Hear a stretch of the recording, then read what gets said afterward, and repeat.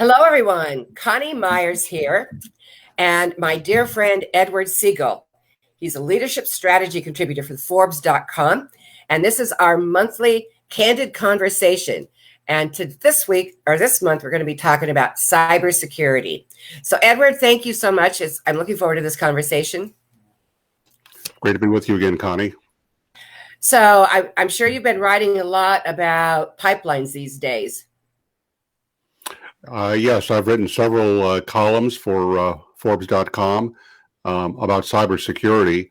And although cybersecurity has been an issue for quite a while, it really came back in a big way with headlines just a couple weeks ago when hackers apparently inserted some ransomware into the Colonial Pipeline system. And as a result of that, Colonial Pipeline actually shut down their entire 5,500-mile pipeline, which supplies about half of all the energy needs for the East Coast. So it was a wake-up call for the industry. And in fact, it was just the last few minutes, the Department of Homeland Security announced it will be issuing mandatory regulations for cybersecurity for the pipeline industry. There had been voluntary regulations in place, but now it's going to go and ramp it up and make it mandatory. And this is another reminder to companies and organizations and entrepreneurs, anyone who's in business, protect your cybersecurity and do what you can to make sure your data and your systems are as safe as possible. Yeah, it's pretty amazing. I mean, if you haven't had some kind of a cyber attack or something like that happen, just wait, because it's probably going to. So there's going to be a lot of people. I heard and I read something where over the next 5 years, they're expecting cybersecurity or cyber attacks to cost $5.2 trillion.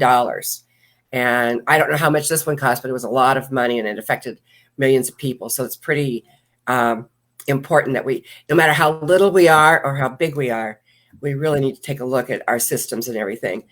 What are some things what are some lessons we could learn from what happened?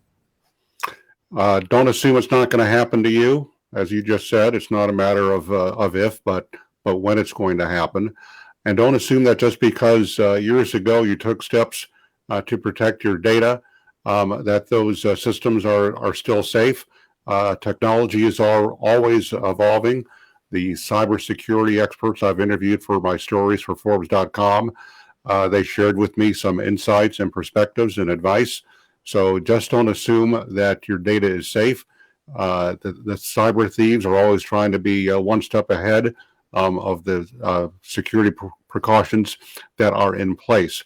It's also very helpful. There are experts out there who will actually help you to test your systems to make sure that they are safe, so you don't have to assume they are safe and then find out the hard way that they're not safe. So do what you can to protect your data. Companies and organizations, I think, should also think through what will happen if their security is broken. Will they have a policy to pay cyber thieves to get their data back? Should they pay cyber thieves to get their data back? Some companies and organizations and even local and state governments who have been hacked and had their data held for ransom, they have actually made the decision not to pay, and they have provisions in place that they can restore their data. So there are a lot of things companies, organizations, and entrepreneurs need to think through now before a disaster happens to them. One of the things I talk about in the power of preparedness training that I do for my CCAM advisors is to make sure you have a team that's constantly looking at what any kind of new software or anything new added to your system, and to go back and keep reviewing what you already have, because and it takes a team, it takes a bunch of experts to know, because you need experts from all different aspects of your business to make sure that data is protected and that it's backed up. I think you just really need to take a look, and especially if there is something that happens, then you need to really take all the systems down and replace the machines themselves with new machines, unless you can find somebody that really can clean them the way they need to be cleaned. But many times when something like that happens, the best thing to do is just to replace the equipment so that it's all new equipment. I think another thing is really important, that I think we're all guilty of this in some way, is making sure that our credentials are changed on a regular basis and updated, so that we make sure that we're one step ahead when it comes to passwords and that sort of thing. I know I used to be guilty of having the same password for everything. I don't do that anymore. I remember years ago they did a study about the passwords people prefer, and some of the most popular passwords were 1, 2, 3, 4, 5, 6, or A, B, C, D, E, F, or X, Y, Z. No, those are not passwords. Those are actually can be the keys to your kingdom. So you need to practice best practices. A lot of websites now, they will actually walk you through and tell you what they consider to be the characteristics of a safe, secure password. Another reason to take steps now to protect your data is that if you have data for customers or clients or members of the public because of your business, and your site is hacked, that's sending the wrong message to your clients that you did not do what was necessary to protect the data. And if you do get hacked, notify everyone who's involved by that security breach right away. Companies and organizations have actually made a crisis worse by trying to cover up the fact that they were hacked. And when it later came out that they were hacked, their customers and clients and members of the public, they were actually very upset that they were not notified. So do what you can to protect the data now. If the worst happens and you are hacked, don't cover it up. Let people know what happened. Let people know the steps you're taking to protect the data so they can protect their own data as well. Yeah, I mean, save yourself the headache of some lawsuits if something goes real bad. I mean, what do you think the consequences are going to be of what happened to the pipeline? Well, it's a wake-up call. It shows how vulnerable another part of our national infrastructure is. And studies have been done that shows the different parts of our economy that are just as susceptible, if not more so, to cybersecurity hacks. Other parts of the electrical grid, the water systems, every part of our life in which we depend on the internet, which is just about everything these days, is vulnerable to cybersecurity threats. And every part of our business and personal life are also subject to cybersecurity threats.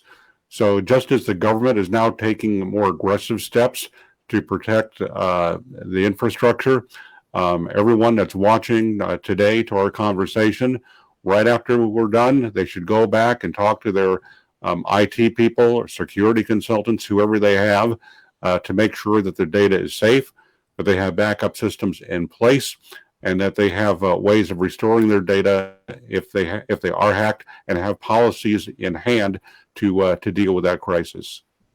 I think it was just a couple months ago, there was a report about a water treatment plant in Florida where one very sharp person was watching the computer as they saw, and I don't remember what the chemical was, but it went from like 0.1 millimeters to 10,000. Somebody had hacked into, and they were going to fill the water for this particular town with this chemical. I mean, you have to be really, really, really aware of what's going on. And if it looks like there's something suspicious, you need to take everything down and double check it to make sure. I think so being aware is really critically important, I feel. I agree very, very much with that, Connie. And that's another reason to pay attention to what's happening in the news. Learn from how well or sometimes how poorly other companies and organizations are responding to a cybersecurity threat or other crisis, and put yourself in their shoes. If you were the CEO of that company or organization, how would you react? What would you do to deal with the crisis and respond and recover as soon as possible? It's better to learn from the successes and failures of others than to have to go through a crisis and learn the hard way of what you should have done. Don't assume it's not going to happen to you. Learn from others and take steps now to protect your data. I definitely, I think if you don't have somebody in your organization that is really up on this business, you really need to bring in an expert and make sure that you do have everything in place you can possibly do, because I don't know how much they paid out, but they paid out millions of dollars. I'm sure. I didn't hear the number, but for the pipeline thing. So I think I read about between $4 and $5 million. But according to the experts, some experts are now second guessing that that Colonial really did not need to pay millions of dollars for it because, according to their analysis, the ransomware did not infect the main system for the company. It infected a side system that was not as critical. But I'm assuming that Colonial decided to be ultra careful and ultra cautious and do what they thought that was necessary to stop the breach and recover their data. Because you've worked with a lot in the past with your past life, you've worked with a lot of real estate agents and brokers, so you kind of know their business.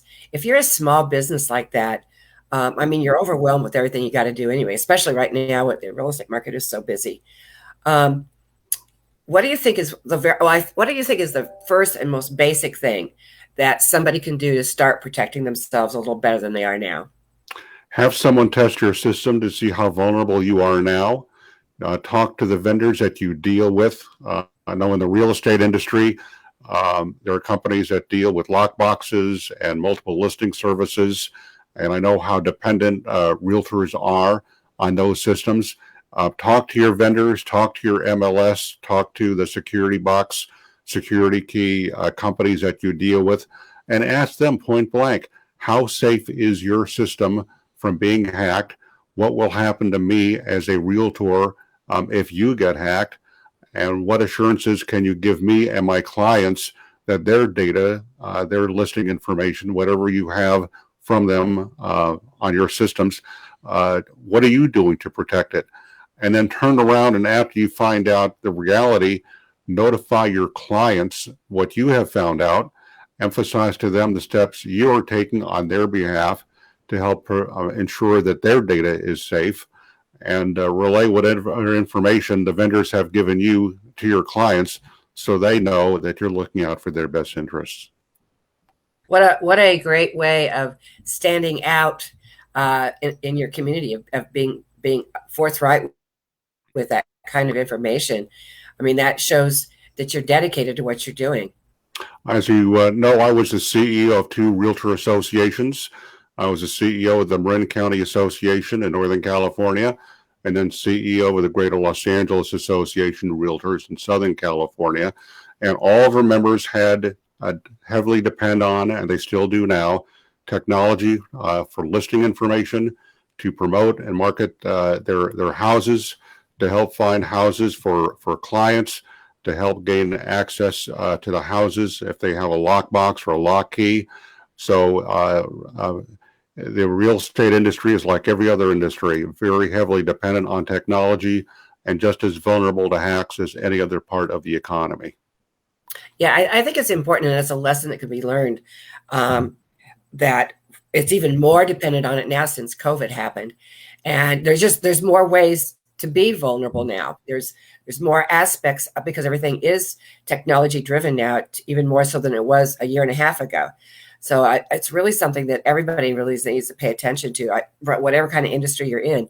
But I think there's a lot of lessons that can be learned from looking at the real estate industry and seeing, because they have so many different aspects that are technology, and seeing what people that are doing the right thing are doing and using that for your own industry to make sure that you're protecting yourself as much as possible. Test. Never assume that your data is safe. Technology is always evolving. The cyber thieves are trying to be one step ahead of the security precautions. So make testing your security a regular part of your business. I always recommend to my clients to have a crisis management plan. And as part of that crisis management plan, they have to make sure that they have accounted for the possibility of cybersecurity related issues. How are they going to deal with it? How are they going to respond to it? And how are they going to recover from it? And just as I recommend companies and organizations test those crisis management plans on a regular basis, make sure you're testing your security precautions as well. And when you're testing your plans, make sure you have a team in place, a crisis management response team that is very familiar with crisis management plans, can work well together, and are up on the latest policies and procedures for your company and your organization, so that when the crisis happens, when, not if, they'll be fully prepared to deal with it and help you recover as soon as possible.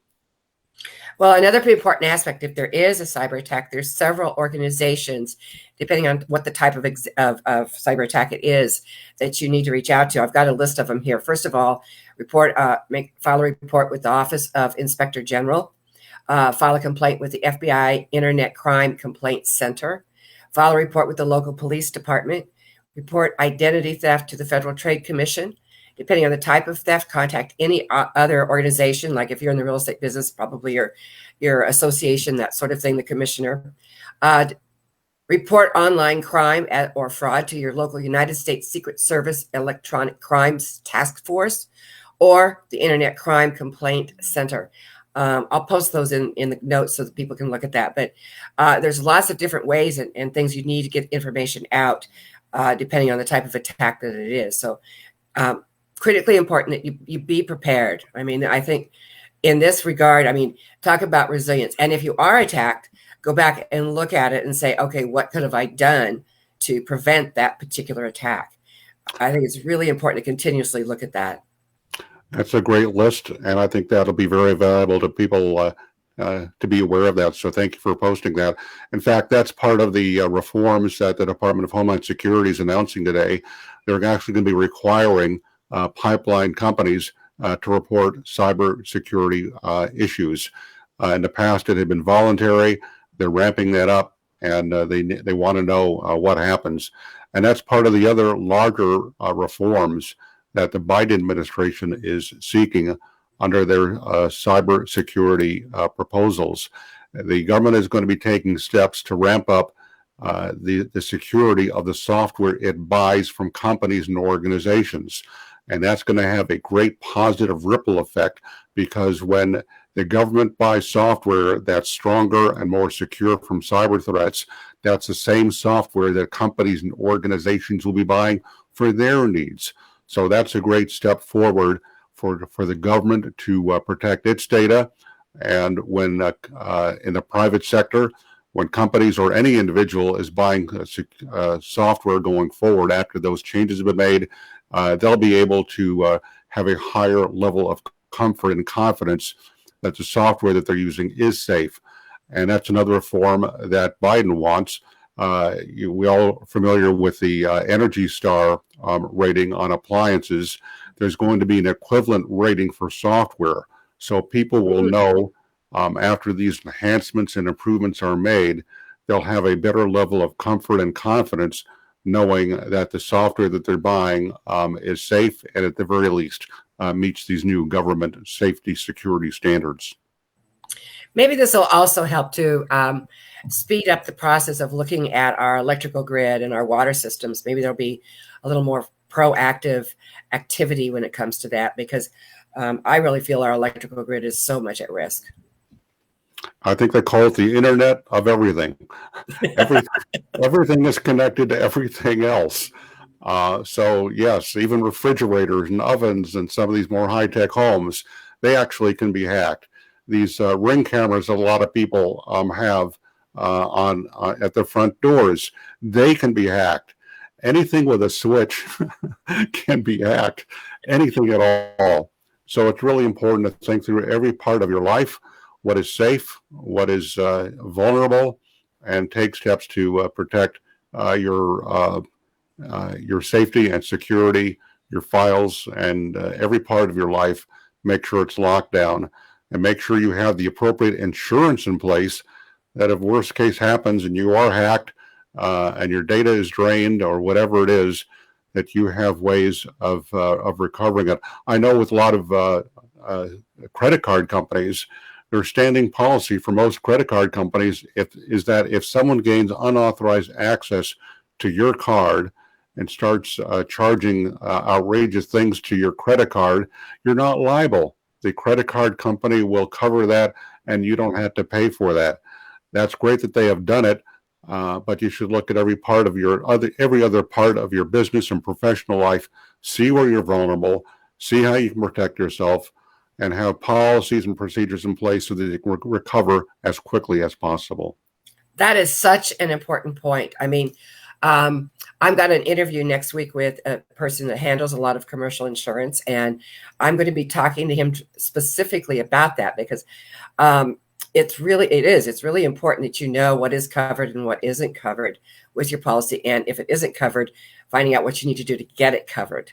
Because and I always tell people, I did a summit Friday and Saturday, and the very first session was on insurance, and I was talking about it because Jerry couldn't join us. We had a technical glitch. Surprise, surprise. And but I was in the insurance business for many years, so I talked a lot about it.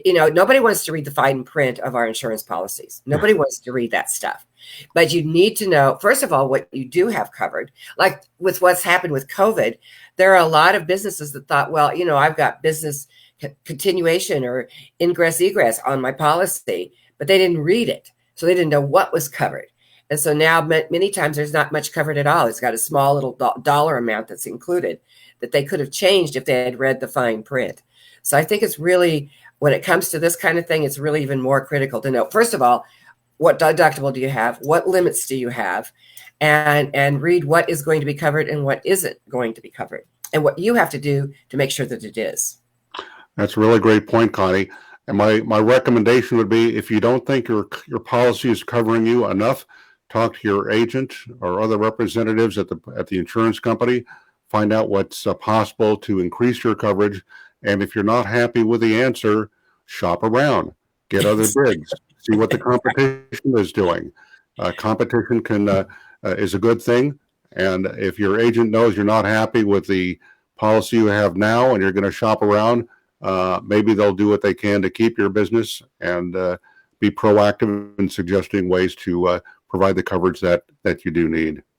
Oh, absolutely. I recommend people. I mean, some people buy, like our homeowners insurance. Some people buy their homeowners insurance and they have the same policy for 20 years. The insurance industry as a whole says that over 75% of people are underinsured when it comes to our homes.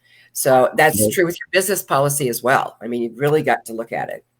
Some companies offer automatic increases on an annual basis to keep up with the cost of living or other factors.